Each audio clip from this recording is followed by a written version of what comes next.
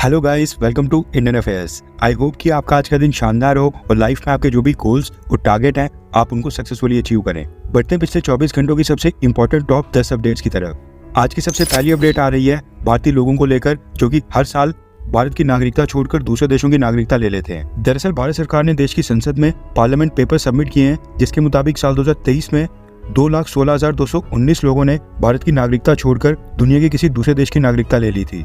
उससे पिछले साल 2022 में 2,25,620 लोग दूसरे देश के नागरिक बन गए थे। और आज से ठीक 10 साल पहले यानी कि साल 2014 में जब मोदी सरकार आई थी, उस साल भारत के 1,29,328 लोगों ने देश की नागरिकता छोड़कर दुनिया के किसी और देश की नागरिकता ले ली थी। यानी कि 10 साल में भारत की नागरिकता छोड़ने वाले लोगों की संख्या लगभग डबल होने वाली है। एक तरफ भारत तरक्की कर रहा है, लेकिन फिर भी कई सारे लोग और खासकर यंग जनरेशन के लोग देश को छोड़कर वेस्टर्न देशों में जाकर सेटल होते जा रहे हैं। वैसे दुनिया में कई सारे देश ऐसे भी हैं जो ड्यूल सिटीजनशिप को मानते हैं, यानी कि आप एक ही समय के ऊपर 2 देशों के नागरिक हो सकते हैं। ऐसे दुनिया के लगभग 70 देश हैं और इनमें America, Canada, Japan, Britain, France, Germany और इटली जैसे काफी सारे प्रोमिनेंट देश भी शामिल हैं। हालांकि ड्यूल सिटीजनशिप को लेकर सभी देशों के रूल्स और क्राइटेरिया थोड़े डिफरेंट होते हैं, मगर भारत के अंदर भारत की सरकार ड्यूल सिटीजनशिप की परमिशन नहीं देती है। आपको क्या लगता है कि क्या भारत को भी ये ड्यूल सिटीजनशिप वाला कंसेप्ट लाना चाहिए, हाँ या फिर ना? नीचे कमेंट करके अपनी राय जरूर बताएं। आज की सेकंड अपडेट आ रही है जम्मू कश्मीर में सेना की ट्रूप्स डिप्लॉयमेंट को लेकर। दरअसल भारत सरकार ने असम राइफल्स की 2 बटालियंस को मणिपुर से जम्मू कश्मीर मूव करने के आदेश दिए हैं। इसके साथ ही बीएसएफ की भी 2 बटालियंस जो कि इस समय उड़ीसा में पोस्टेड थी, उनको भी जम्मू कश्मीर मूव करने के आदेश दे दिए। यानी कि टोटल 4,000 एडिशनल ट्रूप्स को जम्मू कश्मीर भेजा जा रहा है और माना जा रहा है कि ये सारे ट्रूप्स जम्मू रीजन में डिप्लॉय किए जाएंगे। इससे पहले अभी कुछ ही हफ्ते पहले इंडियन आर्मी ने अपने 3,000 ट्रूप्स और 500 पैरा स्पेशल फोर्सेस के ट्रूप्स यानी कि कमांडोज जम्मू रीजन में मूव किए थे। इस समय जम्मू रीजन में लगभग 50 से 55 आतंकी एक्टिव हैं और 15 अगस्त आने वाली है, इसलिए हो सकता है कि ये सारे आतंकी 15 अगस्त को जम्मू कश्मीर में कोई बड़ा हमला करे, खासकर जम्मू रीजन में, जिसके मद्देनजर जम्मू रीजन में भी ट्रूप्स की संख्या बढ़ाई जा रही है। इस तरह की न्यूज के बाद कुछ लोग कमेंट करते हैं कि ये सब सीक्रेट न्यूज है और देश की सिक्योरिटी से जुड़ा मामला है, इसलिए इस तरह की न्यूज हम इस चैनल के ऊपर शेयर ना करें। तो उन लोगों को मैं बताना चाहता हूँ कि ये न्यूज भारत सरकार ने खुद ही जारी की है और पब्लिक डोमेन में सभी न्यूज वेबसाइट्स के ऊपर ऑलरेडी हैं और इनको लेकर हजारों आर्टिकल्स ऑलरेडी पब्लिश हो गए हैं। इसलिए हम अपने चैनल के ऊपर ऐसी कोई भी न्यूज कवर नहीं करते हैं जो पब्लिक डोमेन में ना हो। आज की थर्ड अपडेट आ रही है जम्मू कश्मीर से ही। न्यूज निकल कर आ रही है कि इंडियन आर्मी ने जम्मू रीजन में पोस्टेड अपने सैनिकों को भी advanced AK-203 assault rifles issue करना स्टार्ट कर दिया है। सबसे पहले जो पुंछ और रजौरी सेक्टर में इंडियन आर्मी की यूनिट्स हैं, उन्हें ये एडवांस्ड AK-203 राइफल्स इशू की जा रही हैं। माना जा रहा है कि पुंछ रजौरी के बाद अब जम्मू रीजन की बाकी डिस्ट्रिक्ट में पोस्टेड इंडियन आर्मी के सभी जवानों को जल्दी AK-203 असॉल्ट राइफल्स इशू कर दी जाएंगी। इससे पहले कश्मीर रीजन में पोस्टेड इंडियन आर्मी के सभी ट्रूप्स को AK-203 राइफल्स इशू की जा रही हैं।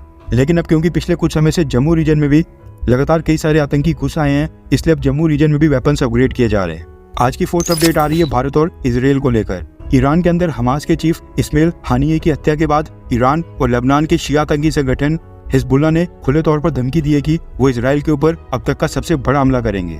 हिजबुल्लाह ने तो खैर इजराइल के ऊपर हमले करना शुरू भी कर दिए हैं, इसलिए भारत ने इजराइल को लेकर एक अलर्ट जारी किया है। दरअसल इजराइल में स्थित भारत की एम्बेसी ने इजराइल में प्रेजेंट सभी भारतीय लोगों से कहा है कि वो सावधानी बरतें और इजराइल के अंदर बेवजह ट्रैवल ना करें और जो इजराइल की सरकार के सेफ्टी शेल्टर्स हैं उनके पास चले जाएं। इसके साथ ही भारत की एम्बेसी ने हेल्पलाइन नंबर्स जारी करके कहा है कि अगर कोई भी इंडियन किसी इमरजेंसी की सिचुएशन में फंस जाता है तो हेल्पलाइन नंबर के ऊपर कॉल करके भारत की एम्बेसी को कांटेक्ट करें। इस बीच एयर इंडिया और भारत की बाकी एयरलाइंस ने भी इजराइल जाने वाली सभी कमर्शियल फ्लाइट्स को तत्काल प्रभाव से कैंसिल कर दिया है। आज की फिफ्थ अपडेट आ रही है बांग्लादेश से। दरअसल बांग्लादेश की सरकार ने देश में फेसबुक, इंस्टाग्राम, टिकटॉक, व्हाट्सएप और यूट्यूब के ऊपर टोटल बैन लगा दिया है, जिसके बाद अब बांग्लादेश के लोग अपने मोबाइल फोन्स के ऊपर ये सारी ऐप्स यूज नहीं कर पा रहे हैं। सरकारी नौकरी में आरक्षण को लेकर बांग्लादेश के अंदर जो वहां पर प्रोटेस्ट हुए थे, उनको बांग्लादेश के अंदर दोबारा से शुरू करने की कोशिश की जा रही है और कई जगह के ऊपर तो प्रोटेस्ट ऑलरेडी स्टार्ट भी हो गए हैं और ऐसा माना जा रहा है कि बांग्लादेश में अब शेख हसीना की सरकार गिराने की कोशिश की जा रही है।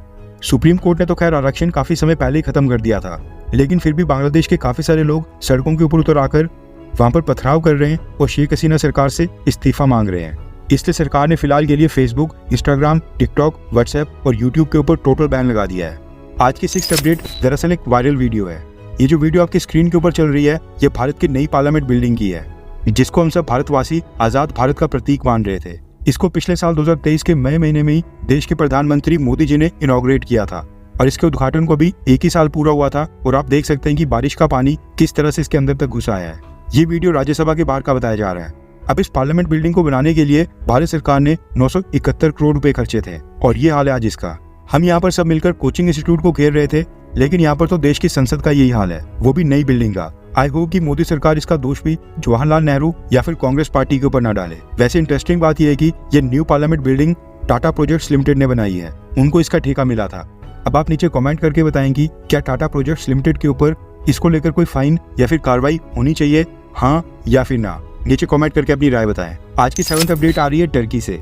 दरअसल टर्की ने भी अपने देश में इंस्टाग्राम एप्लीकेशन को बैन करने के आदेश दे दिए हैं और अब टर्की के लोग इंस्टाग्राम नहीं चला पा रहे हैं। रिपोर्ट्स आ रही हैं कि हमास के चीफ इस्माइल हानिये की हत्या के बाद टर्की के काफी सारे लोग इजराइल के विरोध में और हमास के पक्ष में पोस्ट करने लगे, जिनको इंस्टाग्राम ने रिस्ट्रिक्ट किया और ऐसे सभी अकाउंट्स के रीच को कम कर दिया जो इजराइल के खिलाफ और हमास के पक्ष में पोस्ट डाल रहे थे। इंस्टाग्राम, फेसबुक और सारे मेटा प्लेटफॉर्म्स कई बार आतंकी संगठन के पक्ष में डाली गई पोस्ट को सेंसर करते हैं, उनको डिलीट कर दिया जाता है या फिर उनकी रीच को कम कर दिया जाता है ताकि वो पोस्ट या फोटोज ज्यादा लोग ना देखें। अब क्योंकि हमास भी एक आतंकी संगठन है, अमेरिका ने तो साल 1997 से ही हमास को इंटरनेशनल टेररिस्ट ऑर्गेनाइजेशन घोषित किया हुआ है, इसलिए इंस्टाग्राम ने हमास चीफ इस्माइल हानिये की हत्या वाली पोस्ट को भी सेंसर करना स्टार्ट कर दिया था। फिर क्या था, जैसे ये खबर न्यूज में आई और टर्की के प्रेसिडेंट अर्दोगान तक पहुंची, उन्होंने टर्की के अंदर इंस्टाग्राम के ऊपर ही रोक लगा दी, यानी कि इंस्टाग्राम को ब्लॉक कर दिया और अब टर्की के लोग इंस्टाग्राम ही नहीं चला पा रहे हैं।